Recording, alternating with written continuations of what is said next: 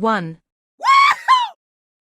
Welcome to the Enigma Daily, our very first inaugural live stream edition. Last week, we posted up 5 pre-recorded videos Monday through Friday to set the algorithm and get things going. But now, from here on out, we are live Monday through Friday, 12 p.m. So let's get into it. Sticking with our Monday schedule, we're going to be talking today about another pretty awesome, I would say, cryptid encounter that came out of a place called Monroe, Michigan. Now, this was actually reported back in May 25 from the BFRO, the Bigfoot Field Research Organization, and they labeled it as a Class A. And in the last video that we did, I asked for people to give us comments or give us suggestions on how we can, make the show better. And so some of you guys said, leave it up there on the screen a little bit longer. So what I decided to do was do a little bit of homework, learn how to do things. I don't really practice that much. I just kind of wing it. And so what I'm going to try as a new thing, I'm actually going to leave the report up on the screen as I break it down. So let's give this a go here. Boom. Bam. Here's the actual report. The report will be in the description of the video as, when I post it up and clean it up towards the end. But as usual, if it's the first time finding us, we are the sister channel of the Ancient Enigma Files. That's our long form content. The format we do on this channel is quick 5, 10, 8, 15-minute videos. Cryptids, conspiracies, paranormal, biblical history, all that stuff. We get it here as it's happening, more recent and not back in the archives. If you want some of our longer form content and view some of our amazing guests, hit the link in the front of the page or the link tree in the bio. Go on over to our main channel, the Ancient Enigma Files, and we will, you can watch them all over there. So let's get into it. The format I roll with is I give you the who, the when, the where, not much of a why, and my personal opinions on it. So let's get into it. So as you can see right now on this Bigfoot report over here, report number 78631 was listed as a Class A Bigfoot sighting. And it was actually submitted by a witness named Edward Henry on Sunday, May 18th, 2025, posted up on this website, May 2025. The location is going to be here. I want to get this right. It's going to be in Plum Creek, Monroe County off I-75. I can't pronounce this word, Lapalance Road area. So I've never been to Michigan before, but I know a lot of fiduciary goes on up there. A lot of dogman sightings up there as well. So the who. Father, 47-year-old man, and his 12-year-old son were in an area they describe as a swampy area near Plum Creek. And they were enjoying the day together. Father and son were just out there doing some casual bow fishing. If you've never bow fished before, it's basically you take a compound bow. It has a little attachment on it, like a spool of, fishing wire, for lack of a better word, fishing line, and you shoot the bow at the fish and you reel it in. It's actually pretty fun. So if you've never done it and you're looking for an outdoor activity and you're not big into, killing other animals, bow fishing is pretty cool. Check it out. So that's the who, the where. They were in Plum Creek Marsh in Monroe County, Michigan. That's the best way that I can, simplify things down. The time of the day was 11:30 a.m., which makes this actually a fairly, in my mind, credible story because it happened during the day. And the story breaks down like this. Father and son were out doing some bow fishing on May 18th, 2025. They had their dogs with them. And what happened is they had their dog with them. Sorry, one dog. Their dog startled something that appeared to be bedded down on the creek bed. And what they described happened next happened really fast. About the encounter in total went on to say that it lasted about, 10 seconds. The dog startled something. It jumped up, and the father and the son both thought that it was a bear and that they were in a little bit of trouble. But what happened next was amazing. A bear-sized creature jumped up on 2 feet and took off running through the brush. And they said it ran very rapidly. And they actually said it it literally scaled a tree and started going branch to branch before it, disappeared into, the deeper parts of the forest. They were both in a state of shock, and they, as to be expected. However, they weren't, because it happened so quickly, they were not able to, to get a photo. And if you can't get a photo, even if it's a blurry photo, it still, kind of leans a little bit towards like, why, well, sure, it happened, you didn't get a photo. But again, I always try to, again, I apply a simple principle when I do these stories and check out these stories, is that at a baseline level, something happened. They startled something, and something jumped up and ran across the trees. You can debate it if it was a Bigfoot, bear, whatever, escaped gorilla from a zoo, who knows, right? But something definitely happened. But also I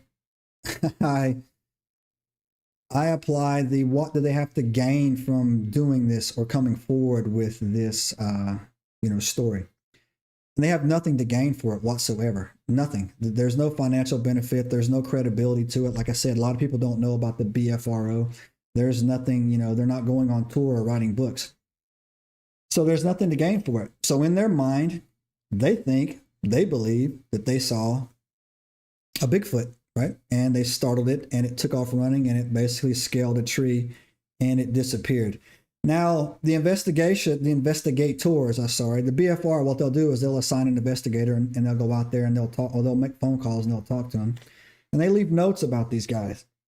And the investigators said both witnesses were credible and descriptive, of sound mind and body. They did not detect any deception upon the report. They noted details that it was large, dark fur, moving on two legs, and it was definitely not a bear, right? So bears do climb trees, but I don't know, I've never heard of a bear just picking up and sprinting off on 2 feet. What does make it a strong case is that it was a daylight sighting, multiple witnesses, credible follow-up, and they were consistent with their large primate, not typical wildlife description of the creature. Now, again, like I said, no photo is kind of a drawback, but, the quickness in which this happened and how quick it went down, of course, that's explainable. Now, so another thing about this area too is that when I see other areas or an area that has been, reported something going on, I try to go back and I dig up some more news stories on it. I was not able to actually find any news stories on my own, but in the BFRO report, it says that other stories were reported in this area in 1963. Maybe that's why I couldn't find anything about it. But 1963, numerous newspaper articles were found reporting, Bigfoot, sightings as well along that area. So the area does have a history. But Michigan in itself, so close to Canada, big lakes, big forest, Manistee National Forest, a lot of dogman sighting up there. It's not hard for me to believe that, that something like this actually went down, right? And again, so quickly just going through the report over here, the follow-up investigation was by a BFRO investigator named Matthew Moneymaker, which is actually a pretty cool name. Matthew, if you see this, good job. And he laid it out real quick, man. He laid out a very detailed report of the area. He said this place was around the marsh for Taramac Creek is full of deer, but no hunting is allowed there. Only fishing is allowed there. So the herds of deer in the marsh are there year round. It doesn't thin them out, right? And if you go down here, I actually got a report of you can see where it is in relation to the Great Lakes. Right up there. That is some deep area. And so, it's east, or I would say, east, northeast, basically straight north of, Detroit, Michigan, and Toledo, Ohio. So it's kind of right there in the middle. Again, I wanted to take my time here because people did ask me to do more of this stuff on the shows. And so there you go. There's nice little visualizations. Now, I guess this is a picture of Matthew Moneymaker down there. This guy's a serious individual.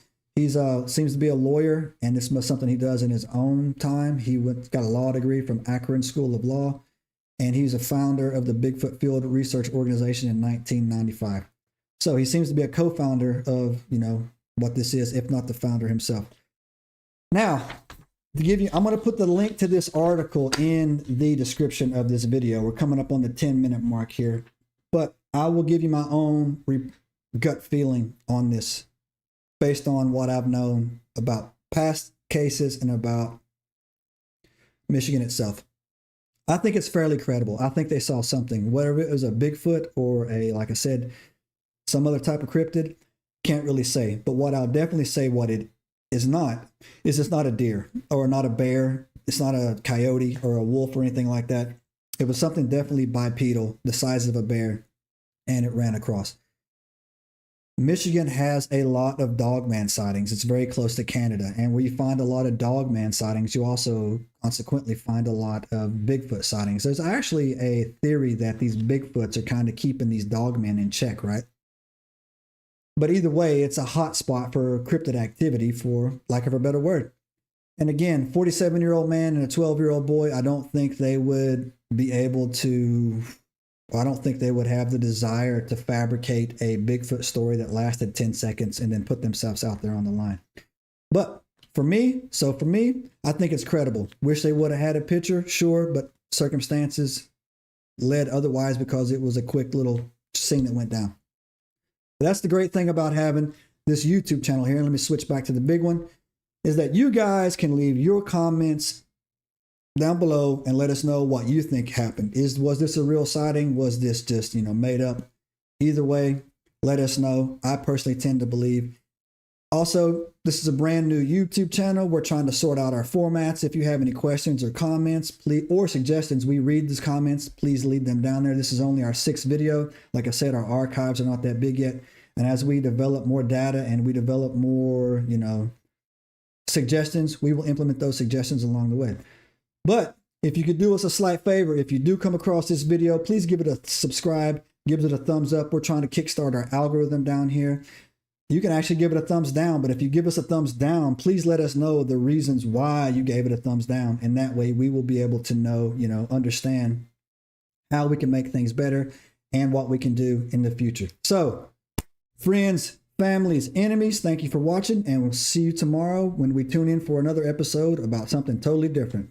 See you later. Subscribe now and turn on the notifications to join us on this extraordinary journey into the unknown.